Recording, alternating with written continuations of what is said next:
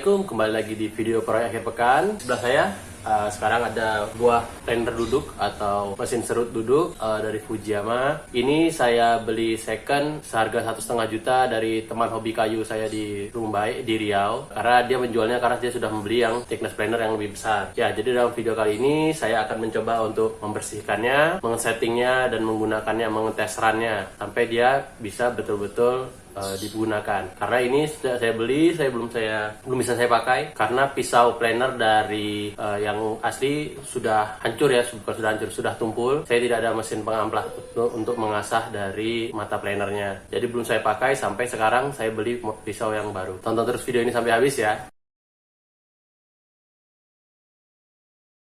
Ya, ini bagian-bagian yang dulu sebelumnya pas saya beli saya bongkar untuk mengecek keadaannya. Ini semua baut-baut untuk matanya. Si matanya di putarannya ya, untuk memasang matanya di mesinnya. Ya, ini ada matanya ada dua-duanya tumpul.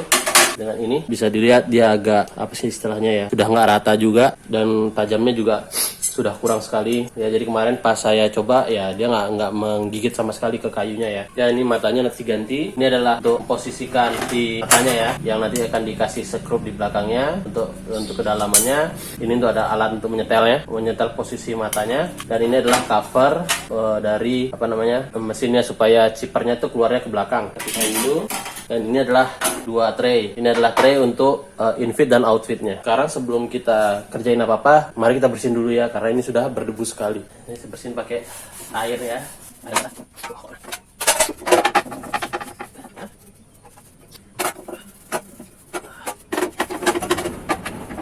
Ya, infit dengan outfitnya udah. Sekarang kita isi bodinya.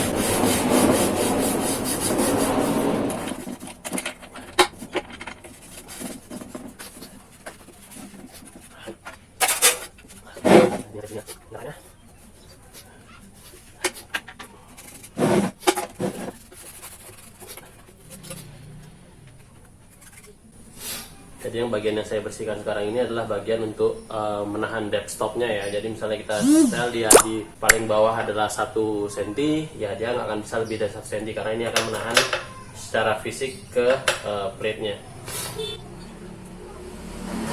Ke kiri atau ke kanan dia naik atau turun tergantung kebutuhan.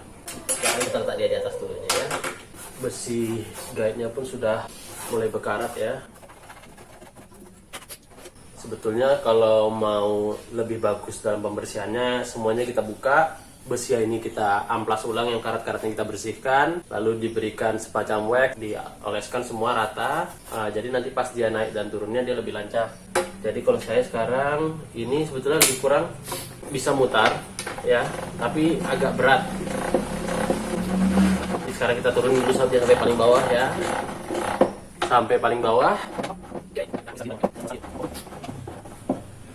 Oke, ini paling bawah mungkin ya. Sekarang kita coba bersihin besi-besinya.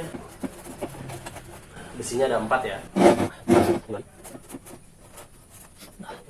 Ini mesin ini berdebu karena jarang sekali dipakai dengan yang punya sebelumnya ya, karena dia udah punya yang lebih besar. Jadi ya yang kecil nggak dipakai lagi. Sekarang udah, kalau bisa kita berikan wax. Ini sebetulnya salah satu maintenance yang paling mudah ya, pemberian wax di bagian-bagian parts yang bergerak.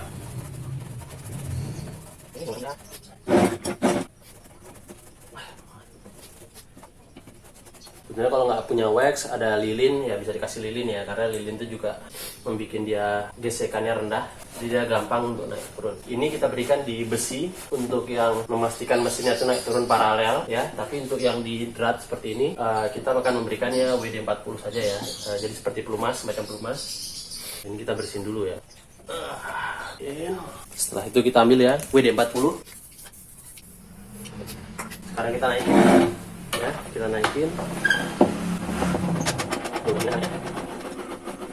Kita bersihin dulu di bagian bawahnya lagi. Bagian bersihnya ada tadi ya. Biasa wax lagi yang tadi di bagian bawah.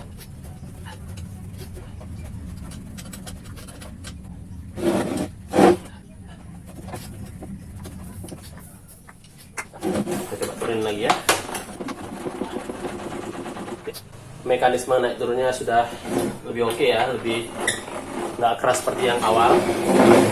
Sebelum kita lanjutin, mari kita coba hidupin tes mesin dulu. Jadi ini on off-nya di sini, ini tanda hidupnya.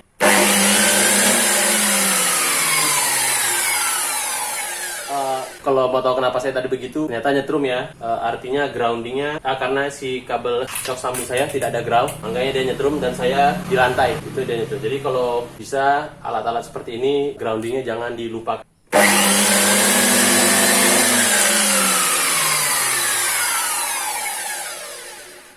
Oke, mesinnya hidup. Sekarang kita akan pasang ini. Ya, kita akan bongkar ini pisau baru untuk planernya ya. Ya, planer Fujiyama HSS untuk planer yang PP999012 ya, sama serinya. Oh, unexpected ke situ kurang. Ya. Ini dia. Ya, ini asli dari Fujiyama ya. Ini karat tajam. Saya takut keluarinnya. Harus hati-hati. Ya, Oke, sekarang saya akan mengajarin bagaimana cara memasang blendernya ya. Ini adalah alat bantunya. Ini ada jedokan seperti ini, ya. Ujung mata planernya ditempel ke jedokan itu ya, yang paling ujung. Seperti ini, ya, seperti ini. Lalu ini si plate ini dia di belakangnya tuh disangkutin di belakang sini, di plastik belakang sini ya, bukan di planernya, tapi bukan di mata planernya, tapi di plastik belakangnya, ya. Diposisikan di situ. Jadi seperti ini dia posisinya. Oh ya, ini plate-nya agak melengkung ya. Setelah itu baru kita sekrup dengan menggunakan dua skrup kecil. Jadi posisinya seperti ini ya. Jadi jarak dari sini sampai ke ujung blade itu konsisten sama panjangnya ya. Sekarang kita pisahkan dulu. Kita pasang yang satu lagi sama ya. Ini ditempel sampai kena. Basuh plate-nya ditempel di belakangnya. Ini cara nyetelnya. Kayak gini posisinya udah benar ya. Kemudian kita akan memasangnya ke dalam planernya. Ya, sekarang kita akan memasangnya di dalam situ ya. Jadi yang pertama kali kita masukin adalah ini bagian belakang ini kan ada cantolan. Cantolan itu dimasukin ke dalam groove. Ini ada groove panjang, kita masukin dalam situ ya. Masuk. Sekarang ini ada 1 2 3 4 5 6. Ini kita pakai baut ini. Ya, kita pakai baut ini, kita ikat dia di matanya. Ya, pakai nomor 10 ya. Ini ukuran 10 mm. Satu sisi udah, sekarang satu lagi. Oh ya, planer ini hanya ada 2 mata pisau ya, dia bukan yang 3 seperti Dewalt atau Makita. Sama Makita juga 3 mata pisaunya, ini hanya 2 ya. Pisau berikutnya sama, diluruskan lubang-lubangnya pas sampai pas. Ya, ini kita masukin lagi ya. Sekarang tinggal kita kuatkan. Nah, terpasang mata blade-nya ya. Lalu setelah itu kita pasang ini untuk pengarah chipper ya. Jadi setelah nanti kayu termakan, chippernya terbuang ke belakang. Nah, matanya sudah terpasang, kita naikin lagi. Sekarang kita pasang bagian bawahnya ya, plate untuk infit dan outfitnya. Pertama kita angkat dulu ini. Yang bagian infit dan outfitnya belum bisa dipasang ya, karena dia ada lubang, ada mur. Kebetulan saya murnya lagi tidak punya, harus dibeli dulu. Tapi ini juga sebetulnya plate dari yang ini itu sudah bengkok ya, dia sudah agak jedok di tengahnya lebih bawah daripada yang lain. Jadi kita kalau misalnya kita memotong, mencoba itu mungkin dia tidak akan 100% akurat lah, dia tebal, menambah tebalnya. Jadi rencana saya mungkin yang bagian bawah ini saya akan bikin aja kayu panjang, diletak di situ ya, diletak di situ, disekrup atau gimana nanti memfixnya saya belum tahu. Tapi dia satu yang panjang langsung, jadi dia langsung jadi sebagai infit dan outfit, tidak terpisah seperti ini. Sekarang lebih kurang udah selesai. Mari kita coba motong dengan pisau yang baru ya, apa dia bisa atau enggak. A few moments later. Ya, sekarang kita mau test drive ya. Ini kayu yang saya pakai, yang akan saya gunakan untuk dash drive. Ya, ini kayu yang sebelumnya pernah saya iseng, saya ngelem. Ya, tapi karena dia kayunya miring-miring, jadi dia nggak rata ya. Sekarang bagaimana apa bisa dengan planer ini dia meratakannya kedua sisinya ya. Kita satu di sisi dulu, habis kita balikin untuk rata dua sisinya. Tapi sebelum kita coba atau sebelum kita menggunakan planer ini, pastikan dulu semua bagian itu tidak ada besi ya. Karena mata planer akan rusak kalau dia memakan besi. Dia akan jadi tumpul langsung di titik itu. Ya, pastikan udah nggak ada besi, baru kita set kedalamannya. Udah ada tahanan ya. Jadi baru setelah ini, setelah kita set ketinggiannya, ini sih tandanya sekitar 3,5 cm ya. Coba ya, bismillah.